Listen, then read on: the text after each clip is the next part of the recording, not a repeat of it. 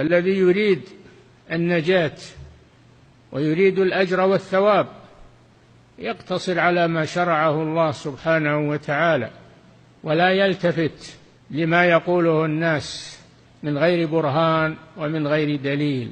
فمن جاءك وقال لك افعل كذا فيه أجر فيه ثواب، قل له هاتي الدليل على هذا، فإن جاء بدليل فنعم وعلى الرأس والعين، وإن لم يأتي بدليل فهو ضال مضل.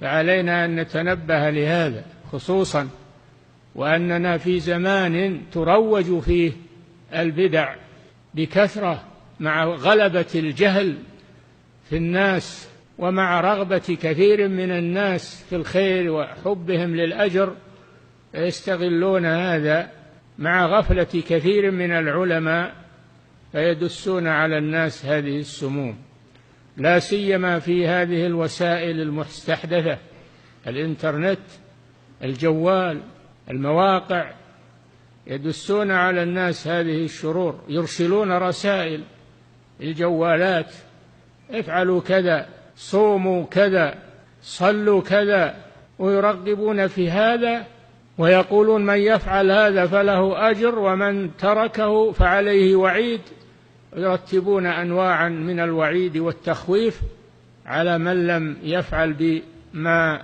ينشرونه، بل إنهم يأمرون من بلغته هذه الخرافات أن ينشرها في الناس وأن يبلغها، وأن له من الأجر إذا نشرها له أجر كذا وكذا، وإن كتمها فعليه إثم كذا وكذا، وليتوقع العقوبة العاجلة وما أشبه ذلك من التهديدات والوعيد والوعود بالأجر والثواب لمن قبلها وروجها.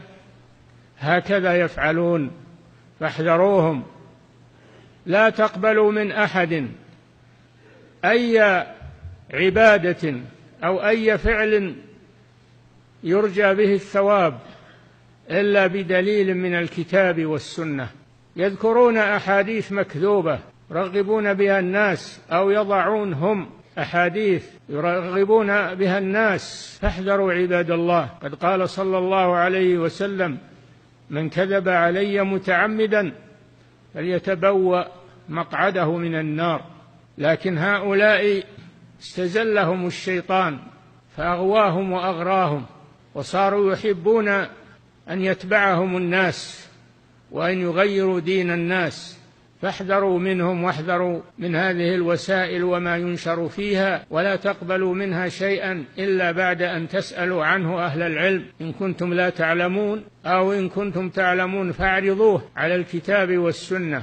ضيقوا عليهم المجال في هذا الأمر. الحمد لله، بل نقذف بالحق على الباطل فيدمغه فإذا هو زاهق، ولكم الويل مما تصفون. وقل جاء الحق وزهق الباطل إن الباطل كان زهوقا، والحق بين أيديكم والحمد لله، كتاب الله وسنة رسوله صلى الله عليه وسلم. عندكم العلماء فاسألوهم عما ينشر وعما يقال، سدوا عليهم الطريق وحاصروهم حتى ينصرفوا عنكم وعن أفعالهم القبيحة إذا لم يكن لها رواج، وإذا علموا أن في طريقها من ينكرها ويردها عليهم، فاحذروا من ذلك.